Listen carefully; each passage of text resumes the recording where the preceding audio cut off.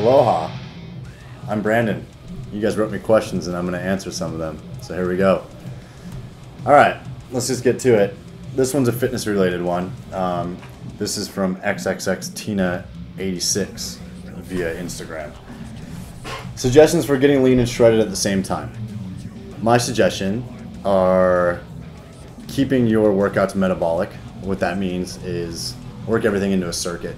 Try to keep your heart rate up the whole time. Your rest, it's okay to take rest when you need it, but if you're trying to really get shredded, you kind of want to push it to that limit to where, you don't need to take any rest. You want to keep that heart rate up. You want to, sweat your balls off and get working, So that's my suggestion. I believe through metabolic circuit training that you could still put on lean mass and still stay shredded. Part of it is the hypertrophy of it, just working from one circuit to the next. Don't do the heavy lifting and sit around for 5 minutes. That's not how you're going to get lean. Okay, next question. This is sort of segueing from one question to another one. I train legs twice a week, and they're strong, but they still have skinny legs. Is it a family curse I'm trying to shake? What workout should I focus more on? Should I be eating more? My metabolism is super fast. Okay, well, this is from Dre Rod via Instagram, DREROD. Okay, this one's a little bit. This is a common question I get asked because, a lot of guys have like skinny calves. That a lot of that's genetics. I have big calves, and I don't think I ever worked calves out ever in my life. Arnold Schwarzenegger had small calves, and he sort of just combated it with heavy lifting in that area. As far as if you have skinny legs, you can still put size on. You just got to lift heavy, and I think a lot of people are really afraid of lifting heavy when it comes time to get their workout in. What I mean is, there's such a premium on the last question, like getting shredded, staying lean, and sometimes it's a process. You can't always have best of both worlds. You kind of got to sell out and do one or the other. If you want to put on size, you're going to have to lift heavy, and you're going to have to lift in the strength area of your reps. So anywhere from busting out 2 reps to 4 reps, and you're going to have to rest. You're going to have to let that natural testosterone level, natural growth hormone in your body recover and regenerate before you move to that next lift. That's what's going to put on size. And as far as that goes, eating, and that's another thing. And there's so much emphasis in the fitness world of, oh, you got to eat clean, all the time, and carbs are bad, and this is bad, and that's bad. Well, if you're trying to bulk up in certain areas, you want to consume a fair amount of carbs and fat. So carbs and fat, lots of protein, eat your face off and lift really heavy and take some rest. All right, this one comes from Eric RXD via Instagram as well. What's your view on CrossFit? I know you do circuit training, which are very similar to some WODs that I've done. Not sure if you've been following CrossFit at all, but there is a huge change as far as Olympic lifting and strength training programming incorporated into CrossFit. If you dedicate yourself to any principle of working out and it's full dedication, you're going to see results. As long as that, whatever the principles are, are good for your body. If you find that it works for you and you could dedicate yourself to that, then do it. There's such this battle of which is right.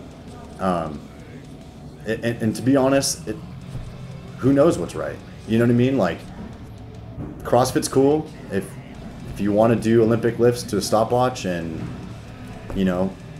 be dramatic and lay on the ground when you're done lifting and give a bunch of high fives and wear board shorts with no shirt, cool. If you want to go to a meathead gym and fucking drink your protein shake when you're powerlifting and slap each other on the ass and wear weight belts, and then cool, then go to a power gym. It's just there's always those things about certain types of lifting. You know what I mean? If you're into it, you're into it. If you're not, you're not. Nobody's right, nobody's wrong, nobody's cooler, nobody's not as cool because they don't do that certain thing. It's very similar to the music industry. Too many people get into something because of trends, and some of them get into it and they don't actually like those trends. They just think that they need to follow them. There's always going to be stereotypes. You know what I mean? Like one of my good friends basically said CrossFit is burpees and board shorts, you know? But then on the other hand, I could laugh at people that just do strength and power stuff because they always claim that what they do is right. And it's none of that. It's just whatever you do, dedicate yourself to it. If you give full dedication to it, it's going to usually work. All right? So as long as you're not getting injured, then cool. Do whatever the hell you want to do. You could do Tai Bo if you want. You could do P90X. You could do, insanity. Like, there's all these things that are out there. And, yeah, if you dig deep into it, it's just a big money-making marketing scheme. And that's just kind of what it is. So, I don't know. What do I think about CrossFit? Cool. I have a lot of friends that do CrossFit, and I'm really close with a lot of them. I used to do CrossFit and know a lot about it. So, cool, man. All right. Next question is from Sable83. Via Instagram. What Bleeding Through album are you most proud of and enjoyed the material the most? My favorite Bleeding Through record is Declaration. The reasoning is because that was during one of the toughest times of being in a band. We all really had self-doubt about what we were doing, why we were doing it. We had no label support. We really didn't feel like we had any support, and we were all struggling financially, and it was just a really tough time. But given those circumstances, we all went to Vancouver, worked with Devin Townsend, who was amazing, and he helped us get out all of our anxieties and all of our sort of emotions that we were feeling at the time and put it on that record. And I feel like if you listen to that record, you could tell what we were going through. And, I like to think that all of our records kind of tell a story of like our emotions and what we were going through at the time. But I feel that that record is more of like a pure sense of it. Like, you listen to that record, it's very powerful, and I'm really proud of those songs as well. So that's the answer to that question. This one comes from Brandon Adams via Instagram as well. What's your favorite sport, and what's your favorite team in that sport? I'm a football fan. Football is probably my favorite sport, and my favorite team is Chicago Bears. I've liked the Bears ever since I was a little kid, so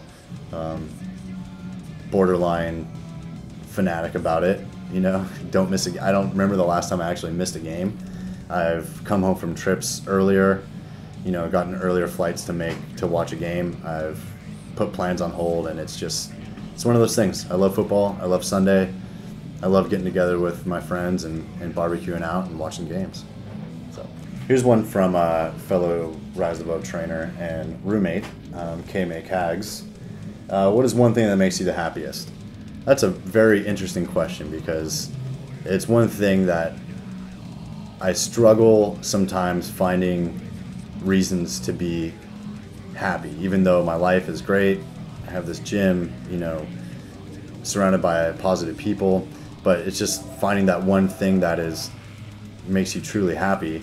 I'm not really sure.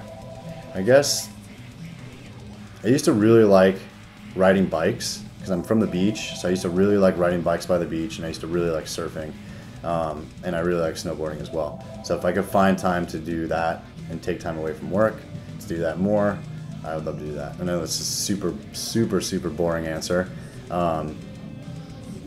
but yeah, I guess it's a time for me to get away and kind of clear my mind and just be in a different element. So yeah, that's what makes me pretty happy. Here's one from Scott Loves Ramona via Instagram as well. What's your opinion on 531? 531 is a friend of mine, Jim Windler's program for just getting, was like what I like to call it, getting cock strong. I love that program. 531 is the strongest I've ever been, was when I was on that template. If you guys don't know what 531 is, do some research. Look up Jim Windler. He's very knowledgeable as far as like strength goes, and that program is a killer, man. It's a beast. So it's really focusing on just compound lifts, just the sort of less is more mantra, and I think that I follow that same kind of idealism as far as the less is more type thing. Yeah, and it works. So go do your research, go check out 531, and I think it's great. And if you're looking to kind of segue back into going back into one of the older questions, if you want to gain strength and size, look into 531. It's a good program. This is from ADZ 1981M. Who or what inspires you, and who do you look to for advice or inspiration? I'm really big on music industry, but also really big on people that are very self-made and self-driven, and also people that have like sort of like a lifetime of fitness as well. I've always idolized Henry Rollins as far as like what he's been able to accomplish, kind of coming from playing basements with his band Black Flag, joining that band when he was very young, not really knowing what he was doing, just kind of got thrown into the fire, and through them becoming an author, a poet, just all-around artist and badass, and done things his own way, started his own companies. He's never sold out. He just sticks to his guns, and a lot of people kind of think that, you know, he's a prick, but hey man, I think if you like things a certain way and you're used to doing things a certain way and that works for you, and you don't, you know, you're not going to take like advice because it's going to make you a few extra dollars, and you just want to stick to your guns, like, and if that makes you a prick, then so be it. Like, I look to that as inspiration. Like, I refuse to let this company or anything that I do sell out, and it might not get me to that level where, you know, total, you know, dollar signs or whatever, popularity, but I could lay my head down on my pillow at night and be completely comfortable with like what I've done, and hopefully through my life that's like important, sort of having that peace of mind that you get up and go to work every day and do things your own way. So I've always looked up to him as inspiration, because it seemed like whatever he wanted to do, he just did it, and that's what I try to do as well. Have an idea, see if it's realistic, and even if it's not really that realistic, look into doing it and then do it. And that's what, when people ask me like, how did you open your own gym? Why did you open your own gym? I've always been into fitness, and it's been something to me. It's a lifestyle. It's not just a trend. It's not just part of my routine. It is something that I live and breathe, and it's something that I think of, you know, 80% of my day. And I got sick of going to public gyms. I got sick of getting sized up by people, and I wanted to open a gym where everybody could just get down and train, and where results happen, play some loud music and swear and just be who you are. And that's why I opened this gym. So that inspiration, and even the name of the gym, is called Rise Above, and it's from a Black Flag song called Rise Above. And yeah, so it's been a big inspiration. Anyway, thank you for your questions. They're really good questions this time. I wish I could get to all of them, but this thing would be like hours and hours long. But please send me some more questions and comments on Thursday. Yeah, we're really professional here. I'm a really professional speaker. I'm just a dude, all right? I'm a dude answering questions. So if you want to ask those questions to a dude, and I'll very dude-like answer them for you. Later.